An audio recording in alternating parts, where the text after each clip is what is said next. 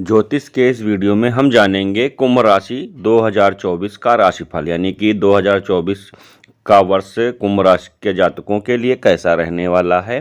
क्या क्या घटनाएं घटेंगी, क्या क्या लाभ मिलेंगे, क्या क्या नुकसान होंगे और क्या क्या उपाय करने रहेंगे।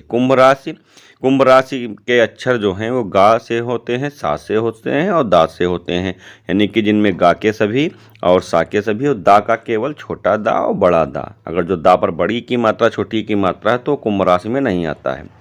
तो जानते हैं इस वीडियो में हम लोग कुंभ राशि जो है वो शनि की राशि है, यानी कि इसके स्वामी जो हैं वो शनि होते हैं। और इस समय कुंभ राशि पर 7.5 का द्वितीय चरण चल रहा है।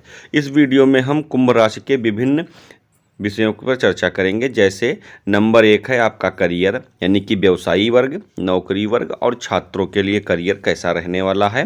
नंबर 2 पर है रिश्ते और परिवार, यानी कि आपका जो रिश्ते में या परिवार में कैसा रहने वाला है, कैसा आपका जीवन कटेगा परिवार के माहौल में। नंबर 3 पर आर्थिक, यानी कि संपत्ति से लेन देन है, यानी कि घर मकान प्रॉपर्टी ज़मीन भूमि इस प्रकार की चीज़ें जो हैं वो आपको कैसे मिलेंगी, क्या रहेगा उनके बारे में। नंबर 4 आपका स्वास्थ्य का हाल बताएंगे, आपका स्वास्थ्य कैसा रहेगा, किन बीमारियों से आप घिरे रह सकते हैं, कौन सी बीमारियों से आप बचेंगे। और नंबर 5 पर है इन सभी के उपाय, यानी कि पूरे साल भर आप किस उपाय को कर कर आप अपनी समस्या से निजात पा सकते हैं, अपना जीवन सफल बना सकते हैं, सुखमय बना सकते हैं।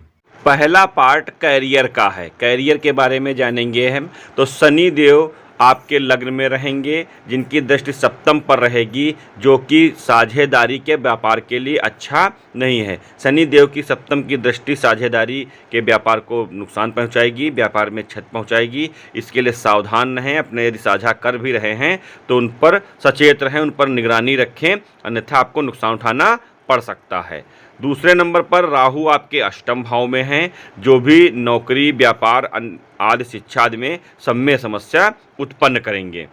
अच्छी बात यह है कि बृहस्पति देवता पूरे वर्ष आपके तीसरे और चौथे भाव में रहेंगे, जिसके कारण आप कार्य क्षेत्र में आपकी उन्नति होगी। यदि व्यापारी हैं तो व्यापार में भी काफ़ी उन्नति होगी, और नौकरी कर रहे हैं तो नौकरी में भी प्रमोशन होगा।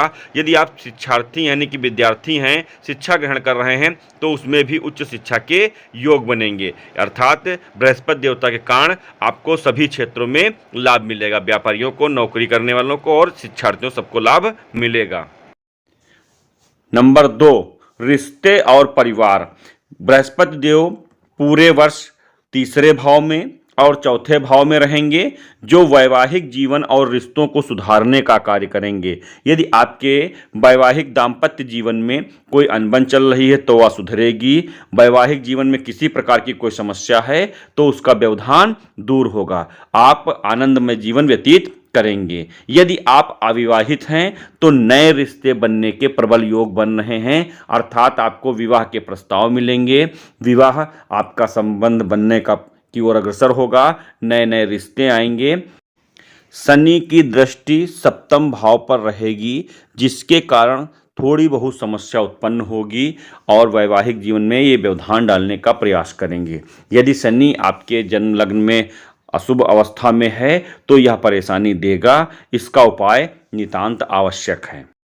नंबर 3 आर्थिक जीवन। गुरुदेव अर्थात बृहस्पति देव वर्ष के पूर्वार्ध में तीसरे भाव में रहेंगे, जिसके कारण भाग्य का प्रबल साथ मिलेगा, आर्थिक जीवन आपका सफल होगा, लाभ के नए नए रास्ते बनेंगे, अनेकों प्रकार से लाभ प्राप्त होगा, आमदनी बढ़ेगी, संपत्ति बढ़ेगी। वर्ष के उत्तरार्ध में अगले भाग में आधे जब गुरुदेव चौथे भाव में पहुंच जाएंगे, तब आप भूमि भवन वाहन का संपत्ति का लाभ आपको प्राप्त होगा।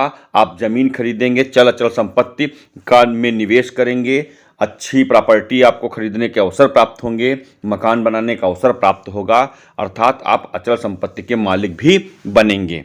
राहु और शनि के कारण थोड़ी बहुत समस्या उत्पन्न होगी, परंतु सामंजस्य बिठाएं और इनका थोड़ा सा उपाय करें, आपको फायदा अवश्य मिलेगा। अगला नंबर है स्वास्थ्य या सेहत का। स्वास्थ्य की दृष्टि से यह वर्ष सामान्य रहने वाला है, अर्थात इस वर्ष आपका स्वास्थ्य सामान्य रहेगा, बहुत ज़्यादा कोई दिक्कत नहीं रहेगी, लेकिन थोड़ा खान पान पान का आपको ध्यान रखना है, अन्यथा कब्ज, अपच, शुगर, जोड़ों में दर्द जैसी बीमारियां जन्म ले सकती हैं। खान पान सही रखेंगे तो आपको कब्ज, अपच नहीं होगी।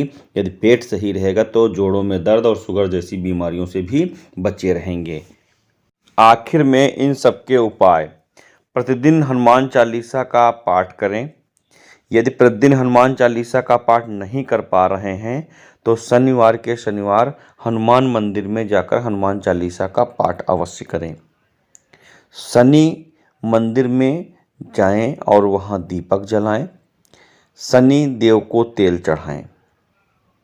गुरुवार को व्रत रखें और जल में हल्दी डालकर स्नान भी अवश्य करें।